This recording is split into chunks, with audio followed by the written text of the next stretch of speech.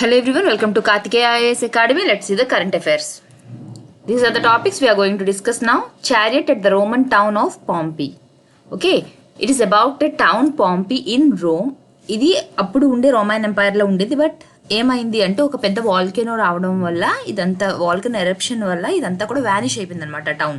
కాకపోతే ఆ టౌన్లోని life style ఎలా ఉండేది, అక్కడ అంతా కూడా ఏ విధంగా ఉండేవారు, what is the kind of architecture use to be they, అవంతా కూడా మనకి అక్కడ ఉన్న ఎక్స్కవేషన్స్ ద్వారా తెలుస్తున్నాయి అనమాట. అంటే ఏంటి, అప్పుడు ఏవైతే ఉన్నాయో యాష్లోని వాల్కెనిక్ ఎరప్షన్ వచ్చినప్పుడు ఆ యాష్లో ఏవైతే ఫుల్గా వ్యానిష్ అయిపోయి అంటే యాష్ మొత్తం కప్పేసింది అనమాట.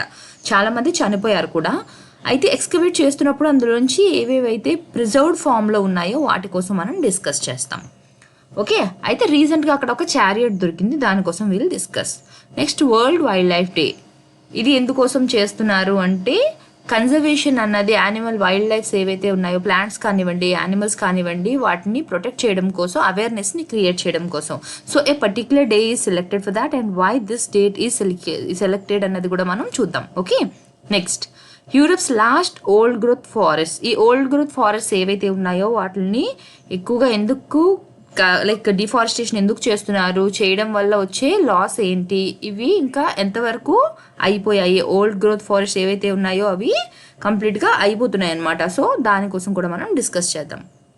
Next, larger share of senior citizens in India's villages work. అంటే ఏంటంటే if you compare with the urban area, rural ఏరియాలోని ఓల్డ్ పీపుల్ అంటే ఈవెన్ అబౌవ్ 60 years కూడా వాళ్ళు అక్కడ వర్క్ చేస్తున్నారు in comparison to the urban areas. What are the reasons why they are still working అన్నది చూద్దాం మనం. Okay, so let's start with the first topic, chariot at the Roman town of Pompeii. Pompeii అన్నది పేరు అనమాట. Okay, name of the town.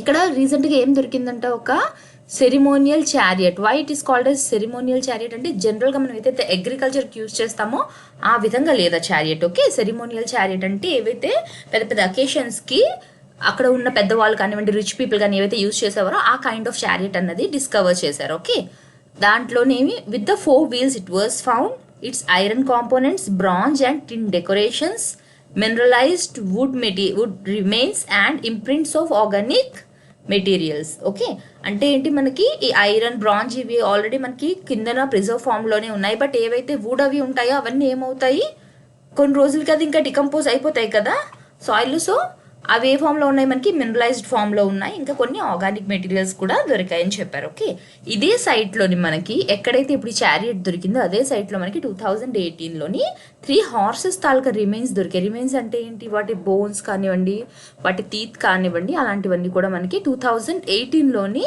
దొరికాయి at the same place where they got the chariot నా. Okay, అంటే ఎగ్జాక్ట్గా అక్కడ అదే ప్లేస్లోని కాదు, సేమ్ సైట్లో దగ్గరలో. Okay, it adds an additional element to ఆ understanding of the ancient world. అంటే ఏంటి, ఆ టైంలోని ఏ విధంగా ఉండేవారు అన్నది మనం తెలుసుకోవడానికి ఇలాంటి ఎవిడెన్స్ ఏవైతే ఎక్స్కవేట్ చేస్తున్నప్పుడు బయటికి వస్తాయో వాటి ద్వారానే తెలుస్తుంది. లైక్ చూడండి, మనం ఇండస్ వ్యాలీ సివిలైజేషన్ తీసుకున్నాము. అక్కడ ఎక్స్కవేషన్స్ వల్ల అక్కడ దొరికిన ఫైండింగ్స్ వల్లనే వి జనరల్లీ ఎస్ఎస్ అన్ ఐడియా, అంటే ఎలా ఉండేవారు, వాళ్ళ లైఫ్ స్టైల్ ఎలా ఉండేది, వాళ్ళ డ్రెస్సింగ్ ఎలా ఉండేది, అవన్నీ కూడా మనం we are able to assess.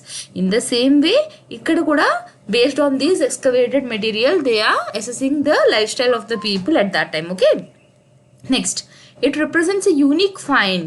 ఎందుకు దీన్ని యూనిక్ ఫైండ్ అన్నారు అంటే ఇటువంటి ఫైండింగ్ అన్నది ఇంతవరకు ఎప్పుడు కూడా ఇటలీలోని కనిపించలేదు. ఎక్స్కవేషన్స్లో చాలా వచ్చాయి, బట్ ఇంతలాగా ఈ చారియట్ ఏదైతే దొరికిందో దీని టైప్లోని ఏది కూడా ఇప్పుడు రాలేదు. This is the first time they have excavated and chariot and that too in the preserved form.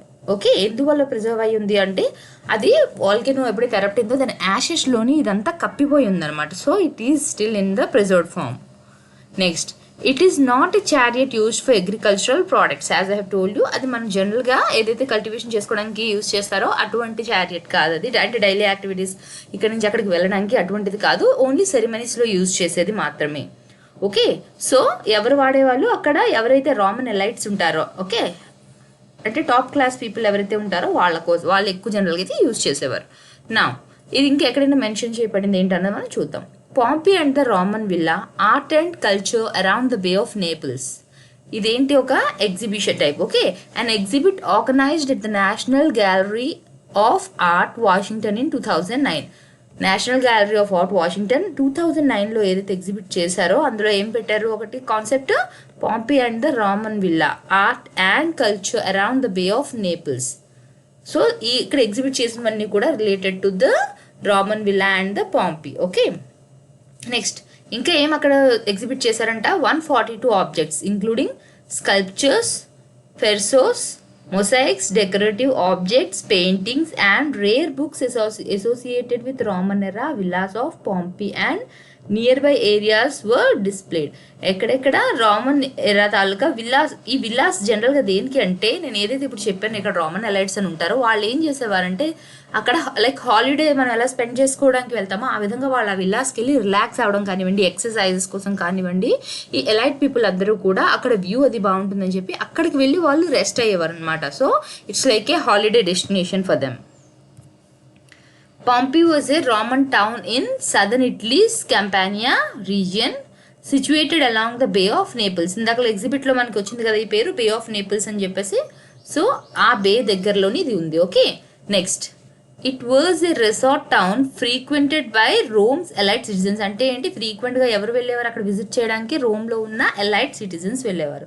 And consisted of villas, caves, market places and a 20,000 seat arena. పక్కన ఉన్న పిక్చర్ చూస్తే దిస్ ఇస్ ద, అంటే అప్పుడు ఎలా ఉండేది Pompeii city అన్న దానికోసం అనమాట. Okay, the town was completely buried by volcanic ash after the eruption of Mount Vesuvius. ఇది గుర్తుపెట్టుకోండి. ఓకే, ఎప్పుడు జరిగింది ఎరప్షన్ అన్నది మనకి ఓవర్ 2000 years ఎగో, అంటే ఇప్పుడు 79th centuryలోనే ఇది జరిగింది. ఎప్పుడు మనకి ఈ మౌంట్ విసూవియస్ అన్నది ఎప్పుడైతే ఎరప్ట్ అయిందో 2000 years ఎగో, అప్పుడు కంప్లీట్గా ఇది మనకి బర్రీ అయిపోయింది అనమాట. ఏదైతే మనకి పాంపీ టౌన్ ఇప్పుడు మాట్లాడుకుంటున్నామో అదంతా పూర్తిగా యాష్లోనే బర్రీ అయిపోయింది. ఓకే, అది ఓన్లీ పాంపీ టౌన్నే కాదు, దాని చుట్టుపక్కల ఉన్న నైబరింగ్ ఏరియాస్ని కూడా అది పూర్తిగా డెస్ట్రాయ్ చేసేసింది. నెక్స్ట్ ఇప్పటి వరకు ఉన్న ఎక్స్కవేషన్స్ మనకి ఏవైతే దొరికాయో వాటి కోసం మాట్లాడదాం. In 1748 King Charles III of Bourbon initiated scientific excavations. ఎవరు స్టార్ట్ చేశారు ఫస్ట్ సైంటిఫిక్ ఎక్స్కవేషన్స్? 1748లోని King Charles III of Bourbon. Okay, this is the name of a place at the site, after which large part of the city was unearthed. మొత్తం సిటీలో చాలా ప్లేస్ని వాళ్ళు excavate చేసి చూశారు. Okay, and several artefacts and other items of interest discovered. ఇప్పుడు ఏవైతే ఇలా డిస్ప్లే చేస్తున్నారు ఇవన్నీ చెప్తున్నాం కదా, అవన్నీ ఎక్కడి నుంచి వచ్చాయి? ఇలా మొత్తం టౌన్ అంతటిని ఎక్స్కవేట్ చేసినప్పుడు బయటపడినవి అవన్నీ కూడా. కానీ అన్నీ కూడా ఎలా ఉన్నాయి? They are well preserved. దేనివల్ల? Due to the layers of ash the town was submerged it. దాని పైన అంతా కూడా పూర్తిగా ఇప్పుడు ఏవైతే ఆర్టిఫాక్ట్స్ కానివ్వండి, మనుషులు ఎవరైతే ఉన్నారో పూర్తిగా ఏమైంది, యాష్తో మొత్తం అంతా కూడా కప్పిపోయి ఉందన్నమాట. దానివల్ల ఏమైంది, లోపల వేవి కూడా పాడవకుండా అలానే ప్రిజర్వ్డ్ ఫామ్లోనే ఉన్నాయి. Only 1748 starting. ఇంతకు ముందు ఎప్పుడు ఎక్స్కవేట్ చేయలేదా అంటే చేశారు. ఎప్పుడు 1592లోని ఫస్ట్ ఎక్స్కవేషన్స్ అన్నవి జరిగాయి. బట్ సైంటిఫిక్ ఎక్స్కవేషన్ అన్నది జరిగింది మనకి 1748లో. నెక్స్ట్ ఇంకా ఏం ఇన్ఫర్మేషన్ అనేది అసలు దీనికోసం మనం ఇలా చెప్పుకుంటున్నాం కదా, దీనికోసం అసలు ఇన్ఫర్మేషన్ అనేది జనరల్గా మనకి ఎక్కడి నుంచి వచ్చింది అంటే, rescue operation launched by the admiral of one of the ROMs navies Pliny. Okay, ఇతను ఏంటంటే అప్పుడు అక్కడ జరిగిన వాళ్ళని రెస్క్యూ చేయడం కోసం ఒక రెస్క్యూ ఆపరేషన్ అనేది లాంచ్ చేశారు. సో ఆయన తర్వాత చనిపోయారు.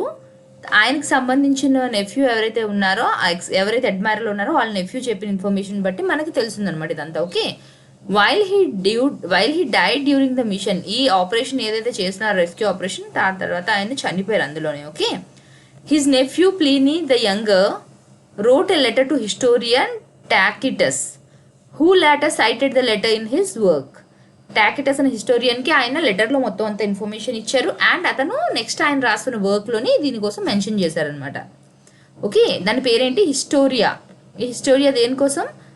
On the first centuries of the Roman Empire. Roman Empire first సెంచురీస్లో ఏ విధంగా ఉండేది అని చెప్పి దానికోసం ఆయన రాసిన బుక్ ఇది. Okay, in his letter the 17-year-old gave a first hand account of the eruption. అసలు ఎరప్షన్ ఎలా జరిగింది, ఏం జరిగింది అన్నది మనకి ఫస్ట్ హ్యాండ్ ఇన్ఫర్మేషన్ ఇచ్చింది ఎవరు?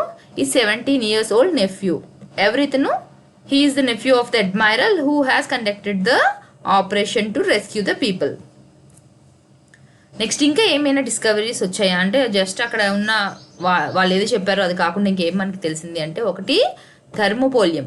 వీళ్ళు ఇందాక నేను చెప్పాను కదా అక్కడ కేవ్స్ అవి ఉన్నాయి, అవన్నీ ఉన్నాయని చెప్పి. అయితే ఆ కేవ్ అవన్నీ ఏరియాస్లోని ఏవైతే వాళ్ళు స్నాక్స్ తినే టేబుల్స్ కానివ్వండి, ఓకే, ఇంకా కేవ్ అవన్నీ కూడా అక్కడ అలా ఉన్నాయన్నమాట. హోటల్ టైప్ ఏవైతే ఉంటాయో అవన్నీ కూడా అక్కడ బరీ అయిపోయి ఉన్నాయి. Okay, and well preserved remains of 2 men, ఇంకా 2 men. పక్కన ఫోటో చూసారు కదా మీరు, మనిషి అయితే చనిపోయినా కూడా అదంతా కూడా డ్యూ టు యాష్తో కవర్ అయి ఉండడం వల్ల సాఫ్ట్ టిష్యూస్ ఏవైతే ఉంటాయో అవన్నీ కూడా ప్రిజర్వ్డ్ ఫామ్లో ఉంది. దానివల్ల ఏంటి, ఆ బయట నుంచి స్ట్రక్చర్ అంతా కూడా ఇంకా అలానే ఉంది. ఓకే, సో ఇది మనకి ఎప్పుడు ఫైండ్ అవుట్ చేశారు, November 2020లోని 2 people తాలూకా రిమైన్స్ని ఫైండ్ అవుట్ చేశారు, అంటే ఎక్స్కవేట్ చేసినప్పుడు దొరికాయి. Next topic is world wild life day. ఇది ఎప్పుడు సెలబ్రేట్ చేస్తారు? వరల్డ్ వైల్డ్ లైఫ్ డే అన్నది 3rd March సెలబ్రేట్ చేస్తారు. ఓకే, అండ్ దేనికోసం, as I have told you, awareness అనేది క్రియేట్ చేయడానికి పీపుల్లోని ఫ్లోరా కానీ ఫోనా కానివ్వండి వాటిని ప్రొటెక్ట్ ఎందుకు చేసుకోవాలి, అవి తక్కువ నెంబర్లో ఉన్నాయి, అవి ఎక్స్టెంట్ అయిపోతున్నాయి, ఈ విధంగా వాళ్ళలోని అక్కడ ఉన్న లోకల్ పీపుల్ కానివ్వండి జనరల్గా ఎవరైతే వాటికి హాని చేస్తారో వాళ్ళందరికీ కూడా ఎక్కువగా ఇన్ఫర్మేషన్ అనేది ఇవ్వడం వల్ల ఏమవుతుంది, they will not cause any harm to those plants కానివ్వండి, యానిమల్స్ కానివ్వండి. ఇలా అవేర్నెస్ని క్రియేట్ చేయడం కోసమే ఈ డే అనేది సెలబ్రేట్ చేసుకుంటున్నారు. అయితే ఎందుకని ఓన్లీ March 3rd ఈ డేని సెలబ్రేట్ చేసుకుంటున్నారు అంటే, because it was decided by the United Nations General Assembly on 20th December 2013 at its 60th session that the World Wildlife Day will be celebrated on 3rd March. ఎప్పుడు decide చేశారు అది? 2013లో. 2013 నుంచి they are celebrating. అప్పుడు 68th session of the world wild life day, general assembly తాలూకా 68th సెషన్లో they have decided that they will be celebrating world wild life day on March 3rd. Okay, ఎందుకని March 3rd తీసుకున్నారు అంటే, because convention on international trade in endangered species of wild fauna, short form ఏంటి, CITES. దీన్ని కూడా మీరు నేర్చుకోవాలి, ఇది కూడా ఇంపార్టెంట్ కాన్సెప్ట్. ఓకే, అయితే ఈ CITES ఏదైతే ఉందో అది March 3rd సైన్ చేశారు, కాబట్టి ఆ డేని వరల్డ్ వైల్డ్ లైఫ్ డేగా సెలబ్రేట్ చేసుకోవాలని చెప్పి డిసైడ్ అయ్యారు. Okay, when it was signed in 1973. So as today's work you go through what ఈ సైట్స్, అందులో ఇంపార్టెంట్ పాయింట్స్ ఏమున్నాయి దానికోసం మీరు ఈరోజు చదవండి. Next, world wild life day 2021 theme. What is the theme of this year? As I have told you, ఏదైనా day celebrate చేస్తున్నారు అంటే దాని ఎయిమ్ ఏంటి అండ్ ఈ ఇయర్ తలక థీమ్ ఏంటి అన్నది కూడా మీరు నేర్చుకోవాలి. The theme for world wild life day is forest and livelihood sustaining people and planet. Okay, next, the United Nations aim to highlight the significance of forests, give a livelihood to many communities, especially indigenous and local communities.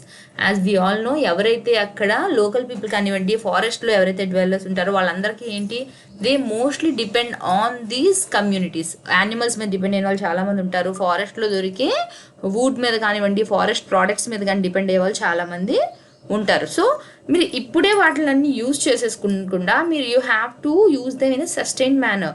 ఇప్పుడు మీరు use చేస్తూ ఫ్యూచర్లో కూడా మీకు ఉండే విధంగా you have to consume something from the forest. అంతే తప్ప ఎంత ఉంది ప్లానెట్లో ఏముంది, ఫారెస్ట్లో ఏముంది మొత్తం అంతా కూడా యాట్ ప్రెసెంట్ నీడ్స్ కోసం మీరు గ్రీడీగా మొత్తం తీసేసుకుంటే ఫ్యూచర్లోని మనకి ఏమి ఉండదు, మన ఫ్యూచర్ జనరేషన్ వాళ్ళకు కూడా ఏమీ మిగలవు.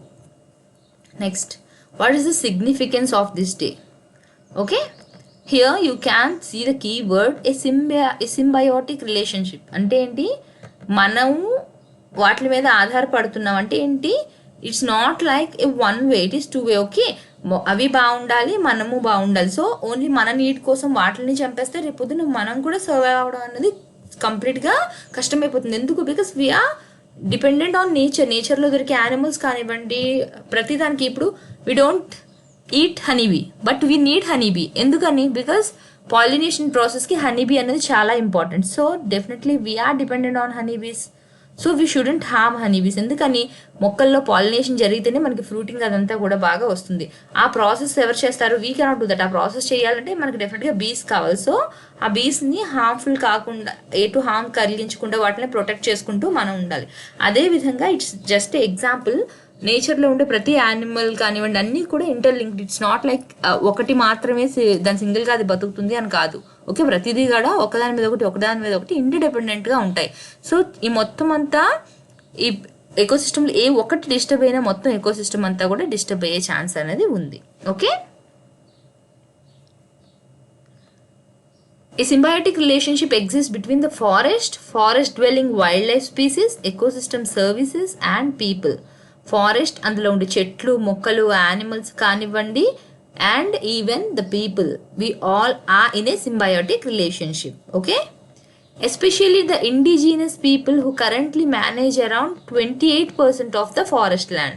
Indigenous people అంటే ఏంటి? who belong to that land. అక్కడ ఉన్న వాళ్ళు ఎవరైతే అక్కడే ఉన్న లోకల్స్ ఉన్నారో వాళ్ళు ఎంత ఇప్పుడు total percent of the forest land తీసుకుంటే అందులో 28% of the forest land is being managed by these indigenous people.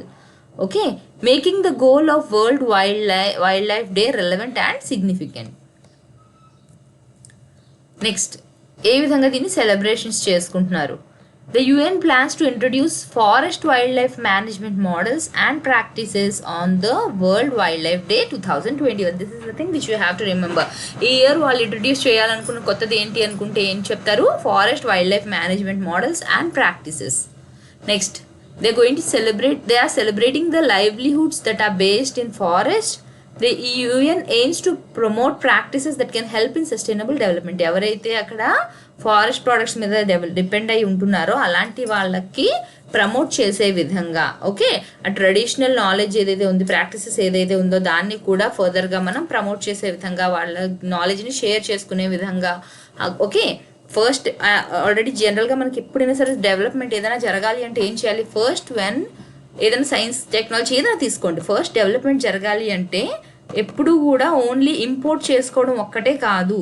మీది ఏదైతే ఉందో ఇండిజీనియస్గా ఏదైతే ట్రెడిషనల్ నాలెడ్జ్ ఉందో ఫస్ట్ దాన్ని కూడా మీరు ఇంకా ప్రమోట్ చేయాలి, దాన్ని ఇంకా పెంచాలి. అంటే ఏంటి? దాన్ని ఇంప్రూవ్ చేసే విధంగా ఉండాలి, దాన్ని ప్రాక్టీస్ చేసుకునే విధంగా ఉండాలి. దాంతోపాటు ఎక్స్టర్నల్గా బయట నుంచి వచ్చింది కూడా ఉండాలి. అంతే తప్ప completely we cannot depend on the indigenous technology, completely we cannot depend on the foreign technology. Foreign నుంచి ఏదైనా వేరే దగ్గర నుంచి మనం ఇంపోర్ట్ చేసుకున్నా కూడా it should be like a learning process. అది ప్రతిసారి మనం ఇంపోర్ట్ చేసుకునే విధంగా ఉండకూడదు.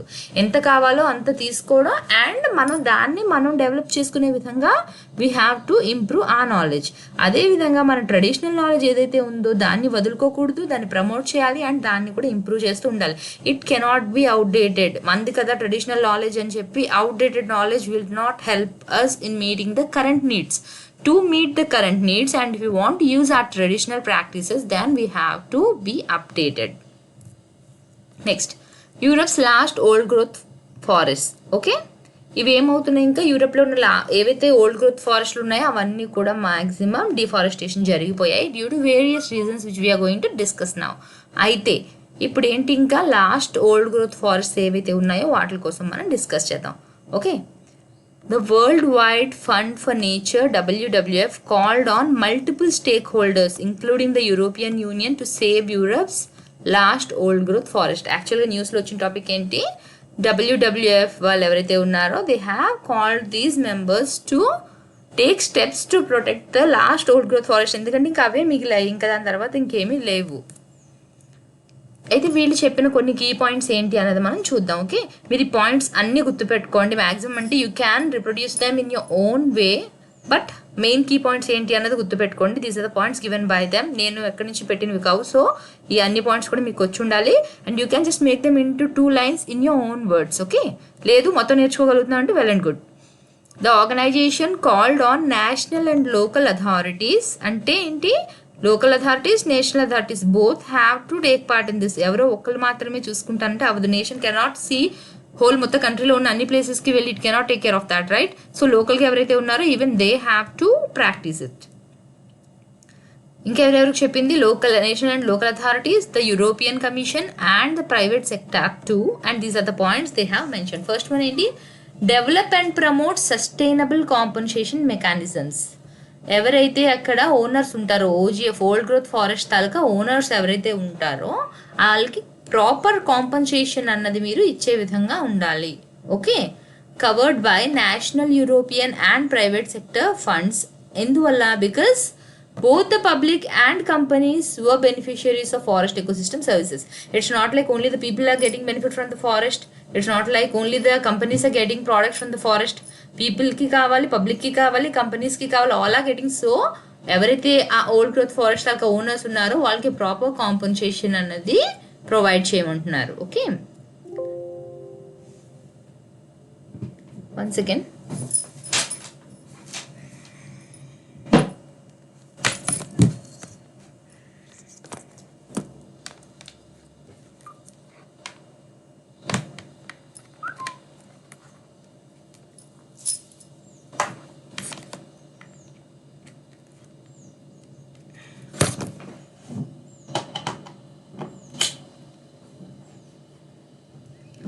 Accelerate the process to include identified old growth forests. అసలు ఓల్డ్ గ్రోత్ ఫారెస్ట్ని ప్రొటెక్ట్ చేయాలి అంటే ఫస్ట్ ఏం చేయాలి? First they have to identify at which place they are. ఎక్కడెక్కడ ఉన్నాయో తెలిస్తేనే కదా ఫస్ట్ ప్రొటెక్ట్ చేస్తారు.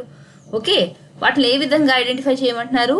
They have to be identified to the national virgin and quasi virgin forest catalogue in Romania. Okay, and grant such areas in Ukraine and Slovakia officially protected status by regional and national governing bodies.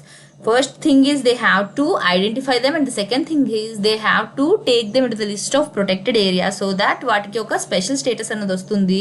ఈజీగా ఎవరు పడితే వాళ్ళు వెళ్ళి వాటి చెట్లు అవి కొట్టేయడం అవన్నీ చేయడానికి లేదు. ఇప్పుడు మన కంట్రీలో తీసుకోండి, నేషనల్ పార్క్స్ ఉన్నాయి, శాంక్చురీస్ ఉన్నాయి.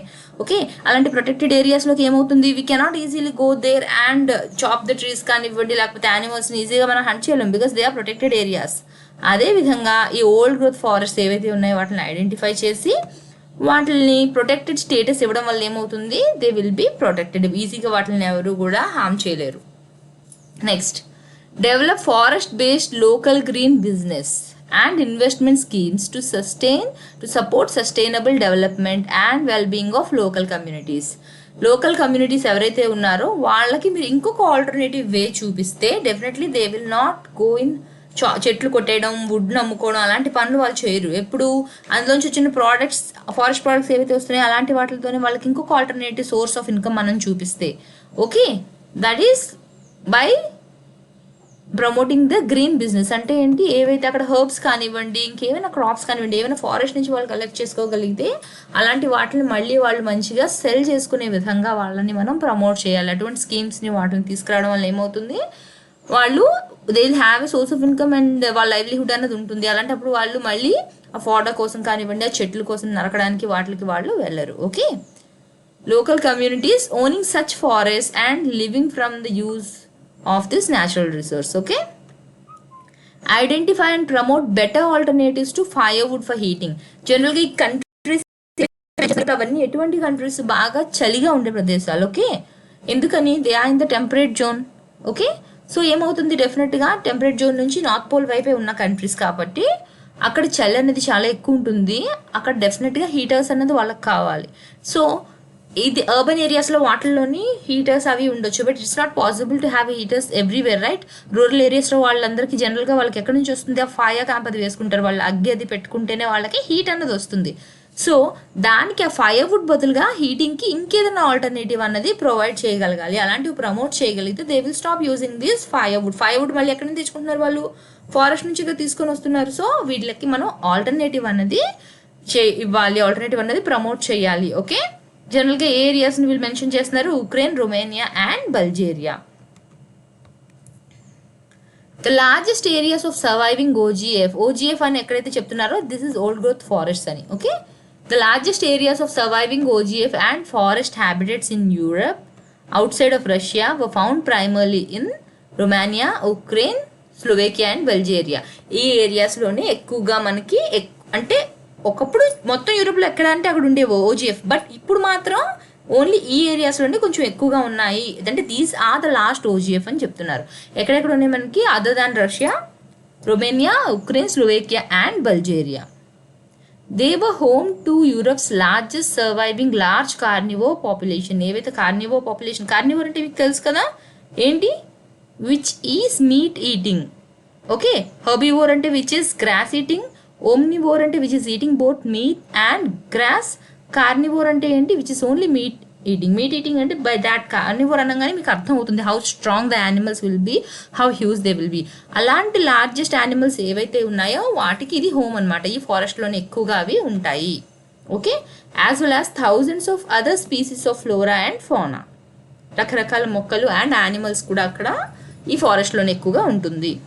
These forest rendered important ecosystem services. ఇంకా not just being a home to flora and fauna, it even played an important role in providing the ecosystem services. A type of ecosystem services అంటే natural ప్రాసెస్లో ఎటువంటి services ఇచ్చేవారంట, ఆ forest నుంచి మనకు వచ్చే services ఏంటంట, filtering and storing fresh water to regulating the climate. First one ఏంటి filtering and the other one is storing fresh water to regulating the climate. So these are essential for the people and even for the economy. నా ఇప్పుడు మనం ఏ countries కోసం మాట్లాడుకున్నాం, ఇది Europe map. Okay, this is Romania, this is Ukraine. Russia కోసం చెప్పాం కదా, రష్యా పక్కనే మనకి ఉక్రెయిన్, రొమేనియా, స్లోవేకియా, ఇంకో కంట్రీ ఏంటి బల్జీరియా. సో మీరు ఎప్పుడు ఏవి నేర్చుకున్నా యాజ్ ఐ టోల్డ్ యూ డెఫినెట్గా మ్యాప్లోని మీరు చూసుకోవాలి. బికాస్ అవి ఎంత దగ్గరగా ఉన్నాయి ఎంత దూరంగా ఉన్నాయి తెలిస్తేనే అక్కడ పర్టికులర్లీ ఆ ఏరియాస్లోనే ఎందుకు ఉంది అనేది మీకు అర్థమవుతుంది. లైక్ సే ఇప్పుడు if you don't know these countries are nearby, మీరు ఒక ఇమాజిన్ కూడా చేసుకోలేరు అనమాట వీటి కోసం చదువుతున్నప్పుడు. మీకు ఇక్కడ ఉందో తెలీదు, ఓకే ఇక్కడ ఉందో తెలీదు, ఇక్కడ ఉందో తెలీదు, ఎక్కడుందో కూడా మీకు తెలియదు కంట్రీస్. అప్పుడు how you can imagine when you're learning. So map అనేది డెఫినెట్గా వచ్చి ఉండాలి, మనకి కంట్రీస్ అన్ని నేమ్స్ తెలిసి ఉండాలి. సో ఇప్పుడు మనం డిస్కస్ చేసినవి ఏంటంటే స్లోవేకియా, రొమానియా, బల్జేరియా, ఉక్రెయిన్స్. చూసారు కదా 4 కూడా పక్క పక్కనే ఉన్నాయి. ఇక్కడ మనకి యూరోప్లో ఉన్న ఏవైతే ఓల్డ్ గ్రోత్ ఫారెస్ట్ ఉన్నాయో ఇంకా ఇక్కడే మిగిలి ఉన్నాయి. ఓకే, నెక్స్ట్ థింగ్ ఏంటి, రష్యా మెన్షన్ చేశారు. Russia central and eastern Europe experiencing increasing pressure on forest from both unsustainable legal and illegal logging. అంటే చెట్లు కొట్టేయడం ఏ విధంగా జరుగుతుంది, ఒకటి లీగల్గా అంటే పర్మిషన్ తీసుకుని, ఇంకా ఇల్లీగల్గా 2 విధాలుగా కూడా చెట్లు నరకడం ఎక్కువ అవుతుంది. Because of that there is more pressure on the forest. Okay, and as well as impacts on the climate change. Definitely when you're cutting down the plants, when you're cutting down the trees, definitely climate change అనేది ఉంటుంది. Because what is the main role of the trees, they'll be absorbing the green house gases. మేము mostly carbon dioxide ఏదైతే ఉందో అది observe చేసుకునేది ఎవరు, మనకి చెట్లు. ఆ చెట్లే లేకపోతే ఏమవుతుంది, అట్మాస్ఫియర్లో మనకి కార్బన్ లెవెల్స్ అనేవి పెరిగిపోతుంది. Because they are not being observed by any trees. So definitely they will be effect in ఆ climate. Next the fragmentation and destruction of forest habitats. ఒకటేంటి, ఇప్పుడు ఇక్కడ నుంచి ఇంత ఏరియా ఒక యానిమల్ తనకి హ్యాబిటేట్ అంటే దాని హోమ్ అనుకుందాం. మీరు ఏం చేస్తున్నారు, ఇక్కడ నుంచి ఇక్కడ ఇంత ఏరియా అగ్రికల్చర్ పర్పస్కి క్లియర్ చేసేస్తున్నారు. ఇంత ఏరియాని మీరు మీ other constructions like development projects దేనికైనా సరే క్లియర్ చేసేస్తున్నారు. ఇక్కడ నుంచి ఇక్కడ వరకు ఏమైనా డ్యామ్స్ కోసం క్లియర్ చేస్తున్నారంటే ఏంటి, just making it into fragments. ఇంత హౌస్ ఉన్న యానిమల్ హౌస్ని మీరు జస్ట్ ఇంత చిన్నది చేసేస్తే what will happen, it cannot survive. వాటి ఫుడ్ పోతుంది, వాటి హోమ్ పోతున్నాయి. సో అక్కడ ఉన్న యానిమల్స్ ఏవైతే ఉన్నాయో అవి ఎఫెక్ట్ అవుతున్నాయి. Okay, and disease vectors were inadvertently coming into more frequent contact and conflict with humans. Okay, ఒకటి డిసీజెస్ అనేవి స్ప్రెడ్ అవుతుంది, ఇంకొకటి హ్యూమన్ అండ్ యానిమల్ కాన్ఫ్లిక్ట్. ఇంకొకటి ఏంటి అంటే ఫర్ ఎగ్జాంపుల్ చెప్తాను. ఇప్పుడు ఏదైనా సరే మనం అక్కడ ఫారెస్ట్ ఫైర్స్ ఏమైనా వచ్చాయి అనుకుందాం. ఓకే, అప్పుడు ఏం చేస్తాయి యానిమల్స్, డెఫినెట్గా భయపడి అవి ఎక్కడికి వస్తాయి, హ్యూమన్ సెటిల్మెంట్స్ వైపు పరిగెట్టడం మొదలు పెడతాయి just to save them cells. ఫారెస్ట్లో వాటికి ఫుడ్ దొరకలేదు, ఎక్కడికి పరిగెడతాయి అవి, హ్యూమన్ సెటిల్మెంట్స్ వైపే వెళ్తాయి to get some food for them. So ఏంటంటే ఇవన్నీ కూడా we are entering into their zone and disturbing their food system and disturbing their habitat. That is the reason why they are coming in conflict with the humans. They are not willingly coming in conflict with us. We are the one who are disturbing their lifestyle. Okay? Next.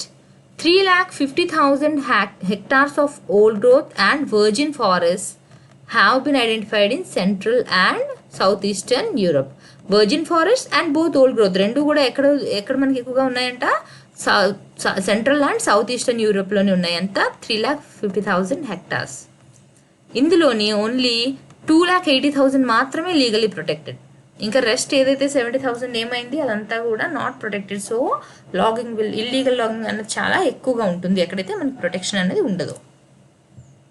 The next topic is larger share of senior citizens in India's villages work. ఇదేంటి అంటే as I told you, urban ఏరియాస్తో పోల్చుకుంటే rural ఏరియాస్లోనే ఎవరైతే senior citizens senior citizens అనే కాదు, you can take from 45 years. Okay, చాలా మంది పెద్దవాళ్ళు ఏం చేస్తారు, ఎక్కువ మంది వర్క్ చేస్తూనే ఉన్నారు compare to the urban areas. Urban ఏరియాస్లో ఒక పర్టికులర్ ఏజ్ తర్వాత they are taking retirement, they are staying at home, they are living according to their rest time. But ఇక్కడ even after getting 60 years, 70 years, 80 years అయినా కూడా వాళ్ళు పొలంకి వెళ్ళి పని చేసుకోవాలి, లేదా యానిమల్స్ రేరింగ్ ఏదో ఒక వర్క్ వాళ్ళు చేసుకోవాలి. Why they have to do that అన్నది మనం డిస్కస్ చేద్దాం. The proportion of working senior citizens age 60 and above. మనం జనరల్గా సీనియర్ సిటిజన్స్ అని ఎవరిని అంటాం, ఎవరైతే 60 years కంటే పెద్దగా ఉంటారో, 60 or above. Okay, it is hire in the villages of India than in the cities. అయితే మనకి ఇది రిపోర్ట్ ఇచ్చింది ఎవరు? LASI. LASI అంటే ఏంటి? Longitudinal ageing survey of India. ఎప్పుడు ఇచ్చారు మనకి? ఇది జనవరిలో రిలీజ్ అయింది, 2021. In today's India, the elderly work move out of compulsion to support their basic needs than choice. అంటే ఏంటి? వాళ్ళు ఇష్టపడి వెళ్ళి వర్క్ చేయడం లేదు, వాళ్ళకి ఇంకొక ఆప్షన్ లేదు కాబట్టి దే ఆర్ కంపెల్డ్, అంటే తప్పక వాళ్ళు వెళ్తున్నారు. బికాస్ వాళ్ళు వెళ్ళి కూర్చుని రెస్ట్ తీసుకుంటే they will not get their food and shelter. వాళ్ళు పని చేస్తేనే వాళ్ళకి ఫుడ్ వస్తుంది కాబట్టి, పని చేస్తేనే they can support the people who are dependent on them. Okay, దానివల్ల వాళ్ళు వెళ్ళి పని చేయవలసి వస్తుంది ఇండియాలో చూసుకుంటే. ఓకే, ఇది మనకి ఎక్కువ ఎక్కడ కనిపిస్తుందంట? సోషల్లీ ఎకనామికల్లీ వల్నరబుల్ గ్రూప్స్ ఎవరైతే ఉన్నారో, అంటే ఎవరైతే కొంచెం పువర్ స్టేట్లో ఉన్నారో అలాంటి వాళ్ళకి ఎంత ఎక్కువ ఏజ్ అయినా కూడా they have to work because they have no other option. వాళ్ళకి రెస్ట్ తీసుకునే అవకాశం అనేది ఉండడం లేదు. They are compelled to work to support their needs. 3 mutually exclusive categories of work were defined in the LASI report. ఇప్పుడు ఏదైతే LASI report చెప్పారో దాంట్లోని 3 types of వర్క్స్ చెప్పారు. ఒకటి ఏంటి? Currently working. సెకండ్ వన్ ఏంటి? Worked in the past for at least 3 months continuously at some point in their life time but currently not working. And third category is never worked. First one ఏంటి? ఇప్పటికీ పని చేస్తున్నారు. Second one ఏంటి? వాళ్ళ పాస్ట్లో at least 3 months అయినా ఎప్పుడొకప్పుడు పని చేశారు బట్ ఇప్పుడు పని చేయడం లేదు. థర్డ్ కేటగిరీ ఏంటి? అసలు ఎప్పుడు పని చేయలేదు. These are the 3 type of people. Okay, మీరు ఎస్ఏ రాయి. ఇది అసలు కంప్లీట్గా ఇది ఎస్ఏకి సంబంధించింది, అంటే మెయిన్స్కి సంబంధించింది, ప్రిలిమ్స్కి సంబంధించి ఏమీ లేదు. జస్ట్ మీరు అంతకీ కావాలనుకుంటే రిపోర్ట్ ఎవరు ఇచ్చారు అన్నది ఒకటే ఆబ్జెక్టివ్ తప్ప ఇంకేం లేదు ఇందులో. అయితే మీరు తప్పకుండా మీ ఆన్సర్లో ఈ 3 pointsని మెన్షన్ చేయాలి. ఇలాంటి కేటగిరీస్ ఏమైనా ఇస్తున్నప్పుడు లైక్ కేటగరైజేషన్ కానివ్వండి, ఇలాంటివి సింప్లిఫైడ్గా ఏమైనా పాయింట్స్ వైజ్గా ఉంటే వాటిని మీరు యూజ్ చేసుకోవాలి. ఎందుకంటే you don't have to give long essays to explain what's the in your mind. ఇలా షార్ట్గా ఒక 2-3 pointsలో you can easily come to the point. Okay, so 3 types ఎవరు మనకి? ఎవరు పని చేశారు, ఎవరైతే ఇప్పుడు పని చేయడం లేదు బట్ పాస్ట్లో పని చేశారు. Third categories they have never worked. Okay, the survey is conducted in 2017 and 18. Over 70,000 individuals above the age of 45 years. 45 years పైబడిన వాళ్ళని 70,000 పీపుల్ని వాళ్ళు సర్వే చేస్తే ఎప్పుడు 2017 to 18 they found that 40% senior citizens in rural areas were working compared to 26% in the urban areas. As I have told you, వీటికి కూడా మీరు మంచిగా చక్కగా ఇలా ఒక చార్ట్ లాగా వేసుకుని ఈ విధంగా వేసేసుకోవచ్చు. 26% in urban areas, 45 ఇంకా ఇక్కడ ఎంత 40% senior citizens in rural areas అని చెప్పేసి ఇక్కడ కలర్ లేకపోతే జస్ట్ ఇలా వదిలేసినా సరే ఇలా ఈజీగా మీరు నేను చెప్తున్నట్టు టు ద పాయింట్ మాత్రమే మెన్షన్ చేయండి. ఇక్కడ నీకు టైం కూడా సేవ్ అవుతుంది when you're writing your answer. And even మీకు కంటెంట్ వచ్చా రాదా అన్నది ఈ పిక్టోరియల్ రిప్రజెంటేషన్ బట్టి వాళ్ళకి ఈజీగా అర్థమైపోతుంది. You don't have to fill pages together. Okay, ఈజీగా ఇలాంటి వాటిలో మీరు కీ పాయింట్ కరెక్ట్గా మీరు రాసిస్తే చాలు. This indicates that the rural elderly continue to work in the agriculture sector beyond the age of 60. అంటే ఏంటి? విలేజెస్లోని రూరల్ ఏరియాస్లోని more than 60 years వచ్చాక కూడా వాళ్ళు ఇంకా అగ్రికల్చరల్ యాక్టివిటీస్లోని పార్టిసిపేట్ చేస్తున్నారు, ఇంకా వర్క్ చేస్తున్నారు. About 3/5 of Indians aged 45 to 59 years. ఇక్కడ వరకు మనం సీనియర్ సిటిజన్స్ కోసం చెప్పాం. తర్వాత ఇక్కడ ఏం చెప్తున్నారు? 45 to 59 years వరకు ఎవరైతే ఉన్నారో 3/5 ఆఫ్ ఇండియన్స్ ఏజ్డ్ 45 to మనకి ఎంత పాపులేషన్ ఉన్నా అందులోని 3/5 ఎంత ఉన్నారంట ఏజ్ గ్రూప్ 45 to 59 years వాళ్ళు ఉన్నారు. And slightly more than a third of the senior citizens aged 60 and above. They are currently working at the time of survey. ఎంతమంది అయితే మనకి 45 to 59 years ఏజ్ గ్రూప్ వాళ్ళు ఇండియాలో ఉన్నారో అందులోని 3/5 members. అండ్ ఎంతమంది అయితే సీనియర్ సిటిజన్స్ ఉన్నారో అందులోని more than 1/3. Okay, they are working at the time this survey was conducted. Okay, total ఎంతమంది ఉన్నాము? 45 to 59 yearsలో అందులో 3/5 వాళ్ళు ఏం చేస్తున్నారు? They still working. Senior citizens ఎవరైతే ఉన్నారో అందులో more than 1/3 are still working. Among the senior citizens half of the number of men surveyed were working compare to 22% of the women. Okay, ఎంతమంది అయితే సీనియర్ సిటిజన్స్ని వాళ్ళు సర్వే చేశారో అందులో half of them are still working. అదే women ఎంతమంది ఉన్నారో ఆ ఏజ్ గ్రూప్లో వాళ్ళని సర్వే చేస్తే 22% of the women are still working. Okay, అంటే ఏంటి, ఉమెన్తో కంపేర్ చేసుకుంటే men more number working in that age group.